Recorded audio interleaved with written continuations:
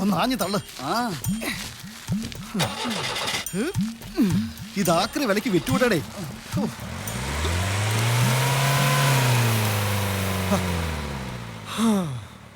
Thank you ചേട്ടാ. ടൗണിൽ ഏത് വഴി പോയാലും ഈ വണ്ടി കണ്ട ഒന്ന് തള്ളേണ്ടി വരും. ഇന്നൊരു വ്യത്യാസമുണ്ട്. അച്ഛന് പകരം മകൻ. ഇത് കൊണ്ട് കളയാൻ പറഞ്ഞ അച്ഛൻ കേൾക്കില്ല. നാട്ടുകാർ എന്നോട് നിന്നെ കൊണ്ട് കളയാൻ പറഞ്ഞാൽ ഞാൻ കേക്കോടാ എന്നാ അച്ഛൻ ചോദിക്കുന്നു. ശരി ശരി, ഞങ്ങൾ പോയി ഈ രണ്ട് ബുൾസൈ അടിക്കട്ടെ. ഓ ശരി ചേട്ടാ.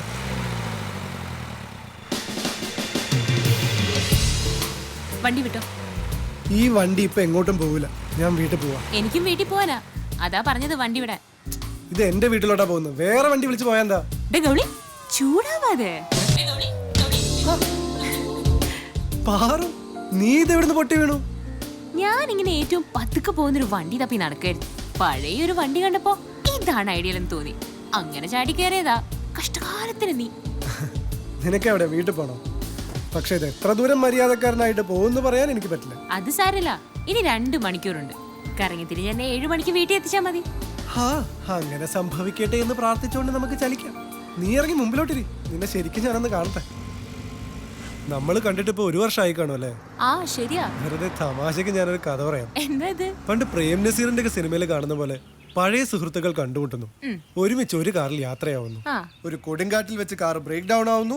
ഒപ്പം ഇടി വെട്ടിയുള്ള മഴയും. പെട്ടെന്ന് റാന്തലുമായി ഒരു വാച്ച്മാൻ വരുന്നു. അയാളോട് താമസിക്കാൻ സ്ഥലം കിട്ടുമോ എന്ന് ചോദിക്കുന്നു. ഒരു ഗസ്റ്റ് ഹൗസ് ഉണ്ടെന്ന് അയാൾ പറയുന്നു. ബോംബല്ല മോളെ, ബ്രേക്ക് ഡൗൺ ആവുന്നതിന് മുമ്പുള്ള സിഗ്നലാ. കഥയുടെ തുടക്കത്തിൽ പറഞ്ഞത് സംഭവിച്ചു. ഇനി എന്ത് ചെയ്യും? ഇനി ഇവനെ എങ്ങോട്ടെങ്കിലും തള്ളി മാറ്റിയിടാം. ഇനി നേരെ ഇരട്ടി മഴയും പെയ്ത് ആ വാച്ച്മാൻ കൂടെ വന്ന ആ സിനിമ കഥ പോലെയാവും. പഠിക്കുന്ന കാലത്ത് നീ വലിയ അലമ്പല്ലായിരുന്നു. മനുഷ്യന് മാറ്റം എപ്പോ വേണമെങ്കിലും വരാലോ. ഈ ബ്രേക്ക് ഡൗൺ സ്വന്തം ക്രിയേഷൻ ഒന്നും അല്ലല്ലോ അല്ലേ? അതെന്തിന്? അല്ല, കഥയിൽ പറഞ്ഞ പോലെ ഇതാ ഒരു ഗസ്റ്റ് ഹൗസ്, അവിടെ ഒരു സിംഗിൾ റൂം, പിന്നെ നിന്റെ ഒരു ഇമ്മോറൽ അപ്രോച്ച്. മതി മതി, ഇത് പെമ്പിള്ളേരുടെ ഒരു ചീപ്നെസ്സാ. കൂടുതൽ ചിന്തിച്ച് വിഷമിക്കണ്ട. ഞാൻ അച്ഛനെ വിളിക്കാം. പെട്ടെന്ന് എത്താൻ പറയാം.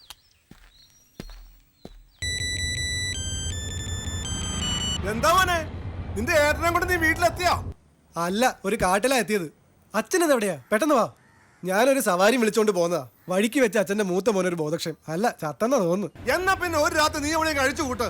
അച്ഛനാ ഒരു കോഴിക്കോട്. ഹലോ, ഒന്ന് പതുക്കെ പറ. മറ്റന്നാളെ വരൂ. നല്ല മോനല്ലേ, അച്ഛനോട് സഹകരിക്ക്. അയ്യോ അച്ഛാ, എന്റെ കൂടെ ഉള്ള ഒരു പെൺകുട്ടിയാ. അപ്പൊ മോനെ, നിന്റെ മാനം പോകാതെ സൂക്ഷിച്ചോണം. ദൂരോട്ട് മാറി നിന്നാ മതി, അല്ല നിന്നെ കയറി പിടിക്കും. അച്ഛനത് എന്തായി പറയുന്നത്? കോഴിക്കോട് കളഞ്ഞിട്ട് പെട്ടെന്ന് വാ. അത് പറ്റാത്ത കാര്യമാണല്ലോ. നീ ഒരു കാര്യം ചെയ്യ, സഹകരിക്കുന്ന കൊച്ചാണെങ്കിൽ അവളെ കാര്യം പറഞ്ഞ് മനസ്സിലാക്ക. പിന്നെ ഒരു രാത്രി സുഭിക്ഷമായിട്ട് കഴിയാവുള്ളത് ഞാൻ കാറിനകത്ത് കരുതിയിട്ടുണ്ട്. അപ്പൊ ഓക്കെ മോനെ, എൻജോയ്.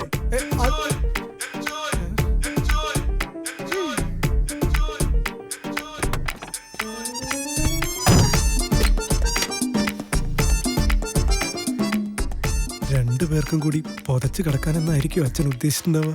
അയ്യേ, അച്ഛൻ്റെ ഒരു കാര്യം. ഇനിയെന്താ?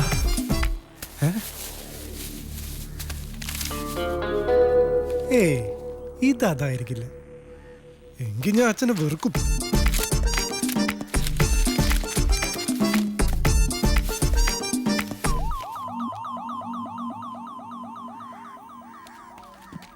അതൊരു കോൾ തന്നെയായിരുന്നോ അതോ അതും ഒരു ക്രിയേഷൻ ആണോ? കൂടെ സുന്ദരിയ ഒരു പെണ്ണുള്ളപ്പോ? അയ്യടി മനമേ, എന്റെ ഇനോവ കാറിൽ കയറുന്ന പെമ്പിള്ളേരെ വെച്ച് നോക്കുമ്പോഴേ നീ വെറും കൊരങ്ങ. ഒരു കല്യാണ ഓട്ടൊക്കെ പോയാലേ നല്ല കിളി പോലത്തെ പെമ്പിള്ളേർ ഇരിക്കുന്നേ മടിയില്ല, അതും മണിക്കൂറുകളോളം. ടാക്സി ഡ്രൈവർമാരുടെ യോഗം ഒന്ന് വേറെ അടി. ശരി, വീണ്ടും ഒരു തറച്ചിന്ന് നിന്റെ മനസ്സിൽ വന്ന സ്ഥിതിക്ക് എത്രയും പെട്ടെന്ന് നിന്നെ പാക്ക് ചെയ്തേക്കാം. ഹലോ, ഓട്ടോ സ്റ്റാൻഡ് അല്ലേ? വാ, മേഡം ഇറങ്ങിയാലും. എന്നെ പെണ്ണ് കാണാൻ വന്നവരാ, ഒരു അമേരിക്കൻ ടീം. എനിക്കിഷ്ടമല്ല, അതുകൊണ്ട് ലേറ്റ് ആയിട്ട് വന്നാ മതിയെന്ന് ഞാൻ പറഞ്ഞത്. അവരൊക്കെ പോകുന്നതേ ഉള്ളൂ. നീയും കൂടെ ഒന്ന് വരണേ. അച്ഛനോട് വണ്ടി ബ്രേക്ക് ഡൗൺ ആയ കാര്യം ഒന്ന് പറയണം, ഇല്ലെങ്കിൽ അച്ഛനെ കൊല്ലും.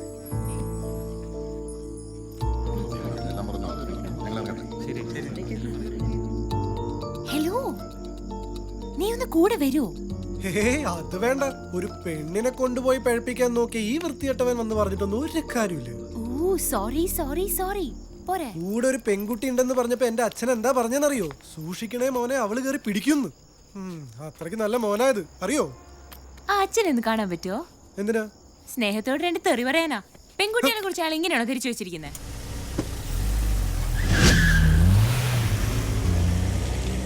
സാജ ഒന്ന് വാടാ, അച്ഛനോട് സംസാരിക്കടാ. ഗൗളി ഗൗളി എണിച്ചു വാടാ. എന്താടി നീ ലേറ്റ് ആയെന്ന് ചോദിക്കാനല്ല പോകുന്നത്, ഇനി ഈ വീട്ടിൽ നിന്ന് പുറത്തിറങ്ങാൻ പാടില്ലെന്ന് പറയാനാ പോകുന്നത്. അച്ഛ എന്നെ തല്ലിക്കോ, ഞാൻ കൊണ്ടോളാം. ഇപ്പോഴല്ല, പിന്നീട്. ഇതെന്റെ കൂടെ പഠിച്ചതാ സാജൻ.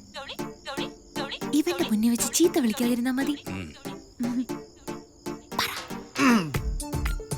ക്ലാസ്മേറ്റ് ആണെന്ന് അറിയാതെയാണ് പാർവതി എന്റെ വണ്ടി വിളിച്ചത്. അതുകൊണ്ടാണ് വണ്ടി ബ്രേക്ക് ഡൗൺ ആയത്. അല്ല, അതിപ്പോ അല്ലെങ്കിലാവും. പിന്നീട് കുറെ ചിന്തിച്ചാണ് ഞങ്ങൾ ഒരു ഓട്ടോ വിളിച്ചത്.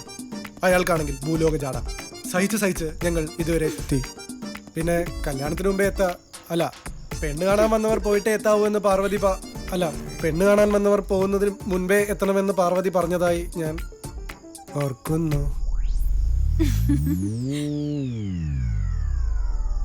പാറുമോള് പറഞ്ഞാന്നൊക്കെ പറഞ്ഞു കഴിഞ്ഞെങ്കിലേ മോനിനി പൊയ്ക്കോ. വലിയ ഉപകാരം. Thank you. എന്നെ കൊണ്ട് ഇത്രയൊക്കെ പറ്റുള്ളൂ. അപ്പൊ എല്ലാവർക്കും ഗുഡ് നൈറ്റ്. Good night. നിക്ക് നിന്നെ അകത്തോട്ട് വിടണോ വേണ്ടോന്ന് ഞങ്ങളൊന്ന് ആലോചിക്കട്ടെ. ഇത് നിങ്ങൾ രണ്ടുപേരും കൂടെ എടുത്ത തീരുമാനമാണോ? അതെ. എങ്കിലൊരു ചെറിയ മാറ്റം വരുത്താനുണ്ട്. ഇപ്പൊ ടൈം 8:30. എന്റെ ഡിന്നർ ടൈമാണ്. നമുക്ക് ഒന്നിച്ചിരുന്ന് ആഹാരം കഴിച്ച് ആലോചിച്ചിട്ട് തീരുമാനിക്കാം. വന്നോളൂ. വരൂന്നേ, ചെല്ലൂന്നേ. ഒറ്റ വിത്തായി പോയില്ലേ?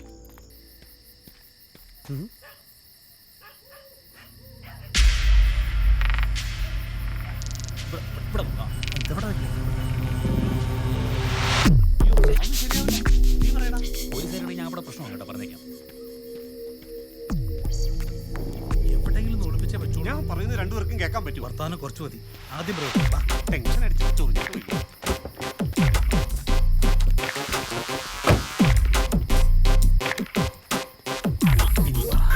എന്തായാലും ഈ ഡിക്കിൽ വെച്ചാലോ? അപ്പുറത്തെങ്ങനെ കൊണ്ട് വെക്കുന്നു? ഇവിടെ ആരെങ്കിലും ഞാൻ പറയുന്നത് കേക്ക്, ഈ ഡിക്കി തന്നെ വെച്ചാൽ മതി. അവൻ പറഞ്ഞാൽ ശരി, ഇതിനകത്ത് തന്നെ വെക്കാന്നേ.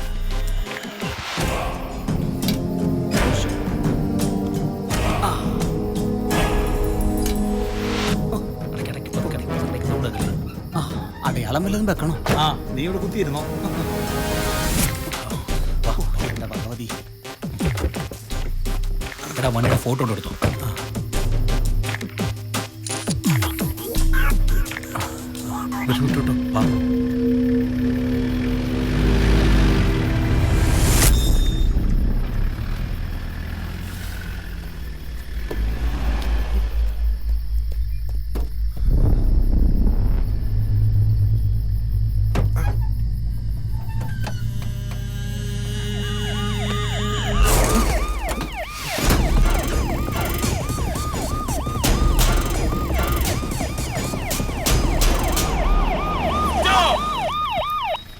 മാറ്റുവിൻ ചട്ടങ്ങളെ, മാറ്റുവിൻ ചട്ടങ്ങളെ.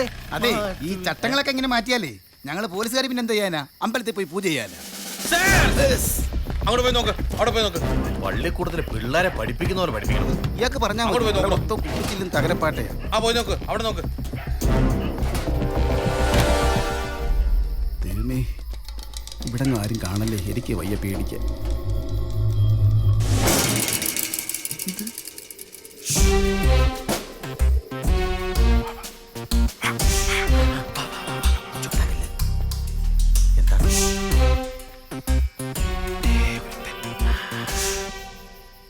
എന്താ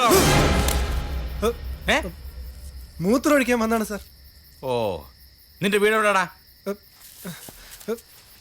ശങ്കരമംഗലത്ത്. അവിടെ നിങ്ങോട്ട് എത്ര ദൂരം ഉണ്ടാ? 30 കിലോമീറ്റർ. ഓ, അപ്പൊ നിന്റെ നാട്ടിൽ ഒന്നും മൂത്രമൊഴിക്കാനുള്ള സ്ഥലമില്ലേ? ഈ 30 കിലോമീറ്റർ നീ അങ്ങനെ പിടിച്ചു നിന്നടാ? ജോസപ്പേ, തോക്കിനുള്ളിൽ കയറി വെടിവെക്ക്. ഇല്ല സാർ. സത്യം പറയടാ, നീ എന്തിനാ ഇവിടെ വന്നത്? സാർ, ആ കിടക്കുന്ന ടാക്സി എന്റേതാ. അതുകൊണ്ട് ഇതിലെ ഒരു പാർട്ടിയായി വരുമ്പോ ബ്രേക്ക് ഡൗൺ ആയി. പിന്നെ ഇതിനകത്തേക്ക് തള്ളിക്കയറ്റി കൊതുകിന്റെ മൂളിപ്പാട്ടൊക്കെ കേട്ട് കിടക്കുമ്പോഴാണ് സാറിന്റെ വരവ്. നീ പറയുന്നൊക്കെ സത്യമാണോടാ? സത്യമാണോന്ന് പറയണെങ്കിൽ എന്റെ കൂടെ സാറും വാ. എന്തിന്? വീട്ടിൽ ചെന്ന എന്റെ അച്ഛൻ കാര്യങ്ങൾ കൃത്യമായി പറഞ്ഞുതരും. ഓ, അയ്യടാ, ഓസിന് പോലീസ് ജീപ്പ് വീട്ടിൽ പോയി കിടന്ന് ഉറങ്ങാനുള്ള പരിപാടിയാ സാറേ. ആവശ്യമില്ലാത്ത ഏടാകൂടങ്ങളൊന്നും തലയിൽ വെക്കണ്ട, നമുക്ക് പോവാം. ഡേയ്, നാളെ നേരം വിളിക്കുമ്പോൾ നീയും കണ്ടത് നിന്റെ കാറും കണ്ടത് നീ വിളിച്ച് മൂത്രം ഇവിടെ കാണരുത്. അത് പിന്നെ പറ്റി പൊയ്ക്കോളൂ. ഉത്തരവ്. എന്തേ? ശരി സാർ. പോലീസുകാരൻ മൂളിയാ കൂടെ SI മൂളണം. ആ പെട്ടിയിൽ എന്ത് കുന്തായാലും അതൊരു കുരിശ. അത് പോലീസുകാർ എടുത്തോണ്ട് പോകുന്ന നല്ലത്, അല്ലെങ്കിൽ ഞാൻ കുടുങ്ങും. സാർ, എന്താടാ എല്ലായിടത്തും പരിശോധിച്ച സ്ഥിതിക്ക് ഈ കാറിന്റെ അടുക്കി കൂടെ ഒന്ന് പരിശോധിച്ചൂടെ? ആ പറഞ്ഞത് ന്യായം. ഒന്ന് നോക്കിയാലോ? അയ്യോ വേണ്ടേ, എന്നിട്ട് വേണം അതിനകത്ത് ഒന്നും ഇല്ലാന്ന് അറിയുമ്പോ എല്ലാവർക്കും കൂടെ ഒന്ന് അങ്ങ് ചിരിക്കാൻ. എനിക്കിനി ചമ്മാൻ വയ്യേ. ചമ്മ ഞങ്ങൾക്കും വയ്യേ. ഇതിനകത്തൊന്നും ഒരു തേങ്ങ ഇല്ല. ഇനി അഥവാ ഉണ്ടെങ്കിൽ തന്നെ ഡേ നീ അത് എടുത്തോ. പയ്യ രക്ഷപ്പെടട്ടോ. മണ്ടച്ചാരേ മുട്ടത്തലയിൽ കണ്ട